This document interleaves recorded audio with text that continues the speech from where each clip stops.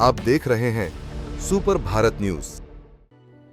उत्तराखंड का प्रसिद्ध लोक पर्व हरेला सिर्फ एक त्योहार नहीं बल्कि प्रकृति, हरियाली और पर्यावरण संरक्षण का संदेश देने वाली सदियों पुरानी परंपरा है।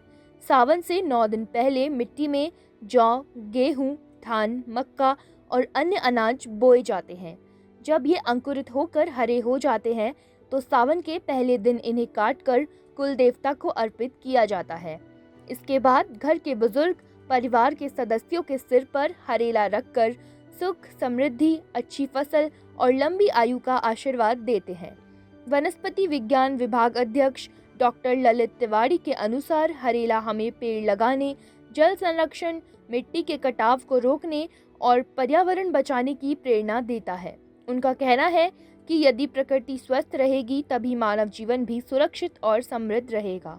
एक सोच के साथ जो हमारी निष्ठा, जो हमारा समर्पण है हरियाली के प्रति और जो सामाजिक समरसता है, बड़े लोगों का आशीर्वाद लेना है, ये इस हरेले के माध्यम से दिखता है। हरेले का मतलब ही हरियाली से होता है और हरियाली यानी कि हरे रंग का दिवस, यानी कि प्रकृति को समर्पित दिवस है। और इस दिन बड़े स्केल पर वृक्षारोपण किया जाता है जो प्रकृति को बनाए रखने के लिए हमको न केवल कंजर्वेशन एस्पेक्ट से बल्कि उसके सतत विकास की प्रेरणा भी देता है। और साथ ही जब हरेले को बोने की एक परंपरा है, जो इस परंपरा के अंतर्गत इस हरेले को जो हमारा सावन मास का पहला दिन है उस दिन काटा जाता है, लेकिन उससे पहले 10 दिन पहले इसको बोया जाता है। इसमें 5 से 7 प्रकार के जो सीड्स हैं उसको लिया जाता है। वैसे इसको टेस्टिंग ऑफ सीड्स भी कहा जाता था, लेकिन इसमें सरसों के बीज, गेहूँ, धान और मक्का इत्यादि के बीज, गेहूँ और भट भी इसमें शामिल किया जाता है। उनके बीज इसमें लिए जाते हैं और उनको एक टोकरी में, मिट्टी की टोकरी में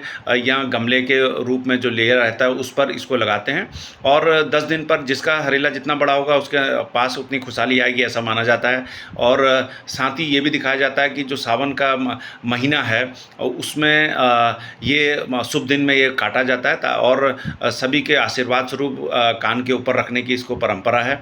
और इस तरह से एक बहुत ही मौसम के जो बदलाव है, वैसे तो हरेला 3 बार मनाया जाता है वर्ष में, एक चैत्र मास में, एक जो हमारा श्रावण का जो आषाढ़ से शुरू होता है श्रावण में चलता है, तीसरा चैत्र मास के साथ साथ जो रामलीला का महोत्सव होता है उन दिनों भी दशहरा मनाया जाता है। हरेला तीनों बार प्रकृति के रंगों को दिखाता है कि प्रकृति पहला जब चैत्र मास में होता है तो गर्मी के आने का प्रतीक है, दूसरा बरसात के आगमन का जो सावन के महीने में मनाया जाता है, और तीसरा जो हमारा महत्वपूर्ण पक्ष होता है वो रामलीला के दौरान जब शीत ऋतु का आगमन होता है। तो हरेला निश्चित रूप से इन गहराइयों को भी हम सबको समझाता है, लेकिन सबसे महत्वपूर्ण इसमें होता है कि सुख समृद्धि की कामना के साथ कि प्रकृति तुम हमेशा खुशहाल बनी रहो, सुंदरता बनी रहो, ताकि जो प्राणी मात्र है वो आपसे आशीर्वाद ले सके, ये इसकी कामना रहती है। लेकिन साथ ही बुजुर्गों का आशीर्वाद, वो कहते हैं कि जी रहे जाग रहे, जब तक हिमालय से गंगा निकलती रहेगी तब तक आप की जो आप अनवरत रहें,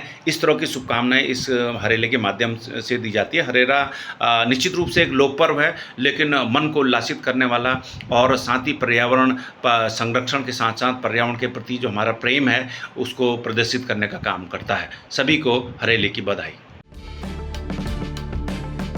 आप देख रहे हैं सुपर भारत न्यूज।